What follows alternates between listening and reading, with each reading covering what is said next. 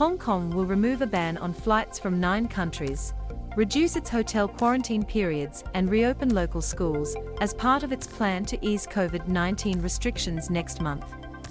Key points: Hong Kong will begin stepping away from its COVID-0 policy in less than a fortnight. Hong Kong will begin stepping away from its COVID-0 policy in less than a fortnight. Tough COVID restrictions have seen tens of thousands of Hong Kong residents leave the city in recent months. Tough COVID restrictions have seen tens of thousands of Hong Kong residents leave the city in recent months. The city has recorded the most S per million people in the world in recent weeks due to unvaccinated aged care residents. The decision, announced by the city's chief executive, Carrie Lam, is expected to quieten criticism from residents who have become increasingly frustrated at Hong Kong's COVID restrictions, with some having been in place for more than 2 years.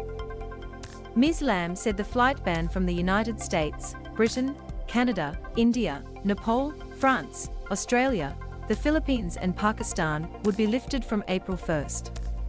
Hotel quarantine for arrivals would also be reduced to 7 days instead of 14, provided vaccinated residents test negative to COVID-19.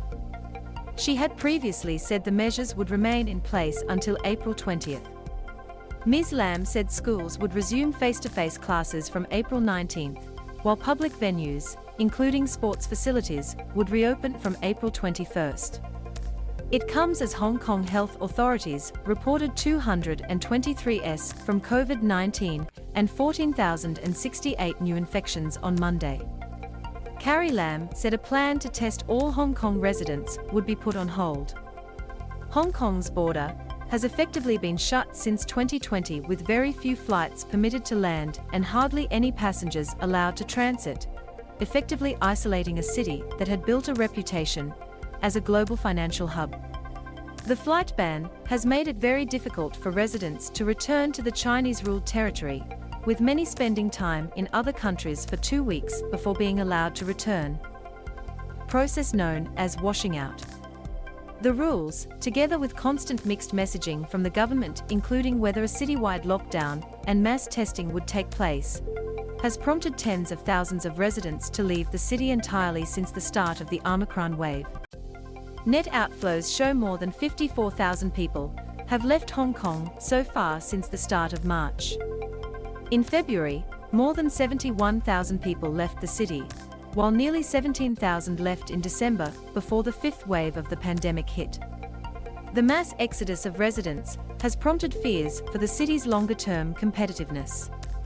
Businesses and the city's economy are reeling from widespread closures, while doctors say many of the city's 7.4 million residents are grappling with rising mental health issues, particularly among low-income families.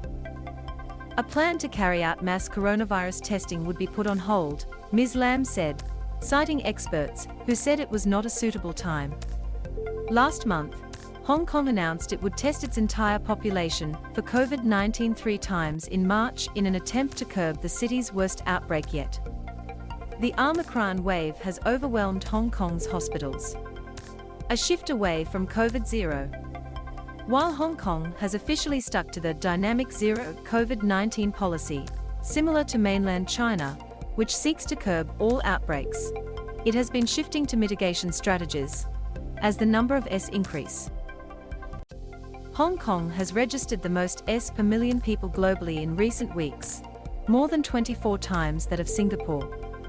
The increase in COVID-related S in the city is due to the highly transmissible Omicron variant spreading through aged care homes since February, with a large population of the elderly unvaccinated.